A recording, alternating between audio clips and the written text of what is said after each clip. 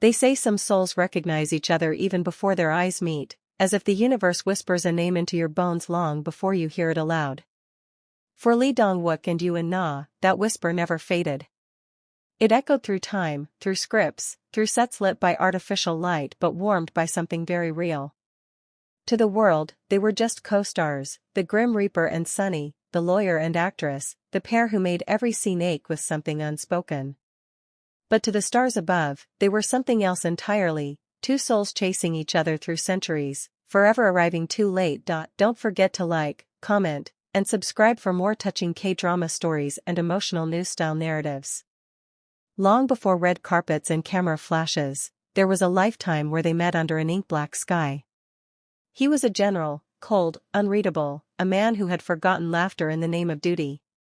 She was a temple maiden who spoke only in whispers and song. He once said to her, "If I die before you, promise me you'll find me again." She smiled, touched his face, and replied, "Even if your face changes, I'll know your eyes." But fate, cruel and precise, took him first. He fell in battle, his soul scattering like ash in the wind. She spent her years searching for his face among strangers, only to die with his name on her lips. The gods took pity.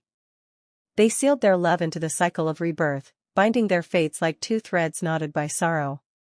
And so began their curse, to meet again and again, to remember too late, and to part too soon. Centuries later, under blinding studio lights, their eyes met again. Only this time, they were Lee Dong-wook and Yoo In-na. When they first greeted on the set of Goblin, the crew only saw polite professionalism, two actors shaking hands before rehearsal. But something in the air trembled. He later said in an interview, "She had this calm energy. It felt like I'd met her somewhere before." She laughed when she heard that. "Maybe we have," she said. But her voice lingered longer than her smile. As the cameras rolled, the script told them what to say. "I missed you. In every life, I missed you." But what the script couldn't capture was the silence after the director called cut. The silence that wasn't empty. The silence that knew too much. During one late-night shoot, it began to snow. The staff rushed to pack equipment, but Dong-wook stopped, looking at the falling flakes. "It's beautiful," he said quietly. She looked up at him, eyes reflecting the streetlight, and replied, "We've seen this before, haven't we?" He froze. He didn't know why those words made his heart twist, as if she had just quoted a memory he couldn't remember. After Goblin, the world fell in love with their chemistry. Fans shipped them endlessly, calling them Grim Sunny. But off-screen, they both retreated into quiet, polite distance, professional smiles. And yet, during interviews, their eyes always found each other. They spoke like people trying not to remember. When Touch Your Heart reunited them years later, people said it was fan service. But when they stood across each other again, her in that white blouse, him in a tailored suit, the air felt like déjà vu. A line in the drama read, "Maybe we're not meeting again for the first time." She stumbled over it during rehearsal, her voice trembling. He looked up from his script, meeting her gaze, and for a moment, both forgot to breathe. That night, she went home and wrote in her diary, "Some loves don't end. They just wait." Fame has its own way of burying truth. They appeared on talk shows, laughed with hosts, teased each other like old friends. But behind the curtain, there was something softer, a quiet companionship, calls that ended too soon, messages that never got sent. He once said to a friend, "Every time I look at her, I feel like I'm remembering something I shouldn't." She once told her stylist, "When he looks at me like that, it feels like I owe him an apology for something I can't remember doing." They tried to live ordinary lives, to follow different paths. But in every award show, every script reading, fate found ways to put them side by side. There was one night, a private event, away from cameras, when the lights dimmed, and an old song played from the speakers. She turned, and there he was, standing in the same black suit he'd worn years ago. "Do you believe in past lives?" she asked quietly. He smiled, not as the actor, but as the soul who had waited lifetimes. "I didn't," he said, "until I met you." They danced. Slowly. Like two ghosts who had been waiting for centuries.